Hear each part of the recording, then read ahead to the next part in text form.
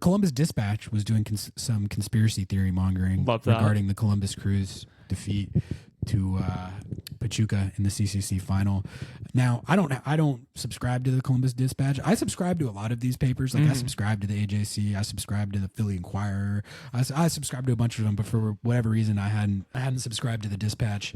But it seems like, just based on the headline, Noah, they were implying that that there might have been some malfeasance at play with how the entire Columbus Crew roster and coaching staff got viciously sick and was blowing up their bathrooms for 2 days straight before the Champions Cup final. Now, I wouldn't say they were just insinuating it too. Okay, so do you have it pulled up? I mean, I'm pulling it up right now, but I did read through it. I was able to tear down the firewall and get in there and read it. Okay, but they interviewed like club physician, I believe, and he basically did everything but say it didn't happen. He's like, I can't rule out sabotage, basically, is what he said. It was like really weird. So, I don't know. All right, so I'm pulling it up right now. Keep yapping. So okay, I do think that this is in the category of conspiracy theory mongering until actual evidence is provided. I mean, not to add fuel to the fire, though. Like, yeah. It does seem weird, man. I'm not gonna lie. Like, my first reaction is like, I mean, I don't know. It's really anything could have happened. They could have gotten sick by really random, unlucky, innocent means. Yeah. And I think honestly, that's probably the most likely outcome. But the conspiracy monger in me, both wants to believe, and there's like a percentage of me that does believe that there was malfeasance at play here. And I say that somewhat in jest, but if it did, I'll say this. If it did come out that there was malfeasance at play here, I wouldn't be that shocked. It's CONCACAF. Like, would you be that shocked? No, I mean, I just don't I don't know how they would do any of that. What I think it is literally like, I know how they would do it.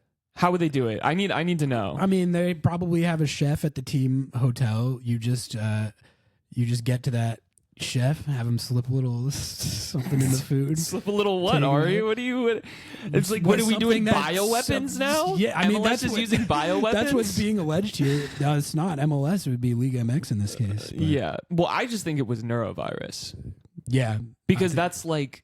That's what happened. Like, that's come what on, happened. like that's what like happened. That is it travels fast. That is definitely that is almost certainly what happened, but it's a lot more fun to conspiracy theory monger like the Columbus Dispatch. I would like to believe the conspiracy just because it's a more compelling storyline than just standard neurovirus, which. Yeah, that is what happened. No, I agree, but sorry, I'm still trying to pull up this article, but it's like being amazingly difficult to get into. But yeah, I don't know how much more can we riff on this before we just chalk this article. Yeah, I mean it's fine. I think we got the important stuff in.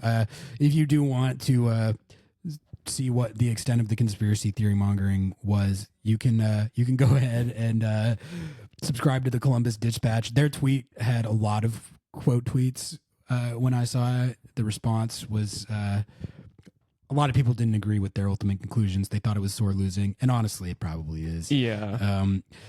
But it was unfortunate for the Columbus Crew. I would have liked to see them play that game at full strength to see what happened. But oh, and then they just dropped another headline. They just dropped which the new one. That the Crew GM Tim Bespachenko, one of the best GMs in the league, is he's leaving departing for the Premier League. Does it say what team, Noah? He will be going to AFC Bournemouth.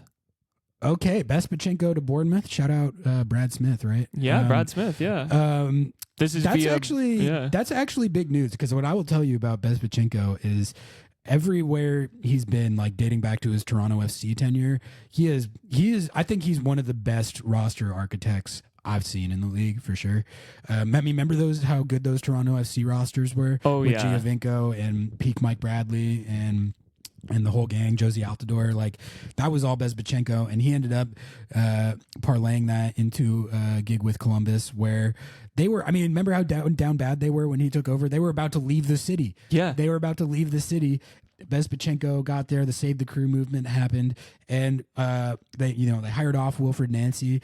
But Wilfred Nancy wouldn't be having the success that he's having in Columbus if Bezpachenko hadn't been a beast with the roster build.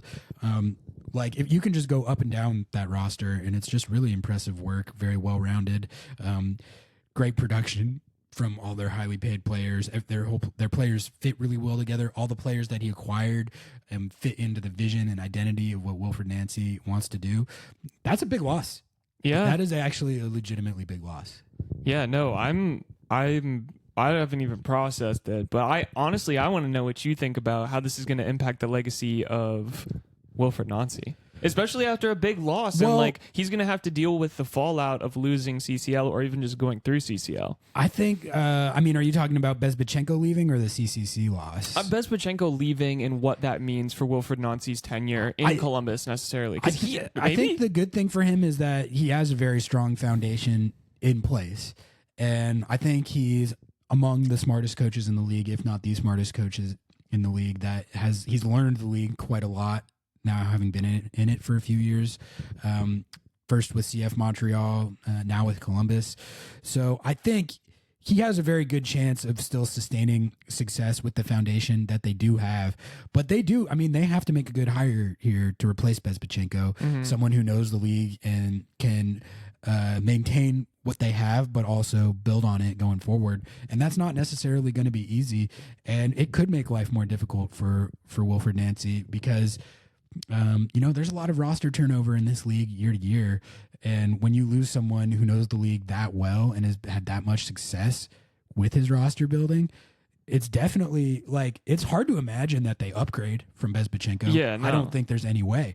Like, so they're as far as, who replaces him, no one's going to have the acumen and successful track record that he has. Yeah. Also, I wanted to note, I was wrong. It wasn't the doctor that said this. This is a quote from Bezpachenko about the conspiracy theories. He says, preparations for games is meticulous, right down to the menus, he said. Our dietitian and sports scientists map everything out, and it can almost seem monotonous. Protein, pasta, bread, fruit, vegetables. Every meal in Pachuca was planned, worked out with the hotel's kitchen staff in advance. Was the chicken undercooked? Was it something else? I don't know. Getting food right shouldn't be that hard. Bezpachenko admitted, I can't rule out subterfuge, but stopped there. Wow. He said that, to his knowledge, no one else at the hotel was affected. We need the Always Sunny meme. Yeah, literally. That's what we need. I dropped that one. Yeah, but wow, that was a Columbus Crew News Hour.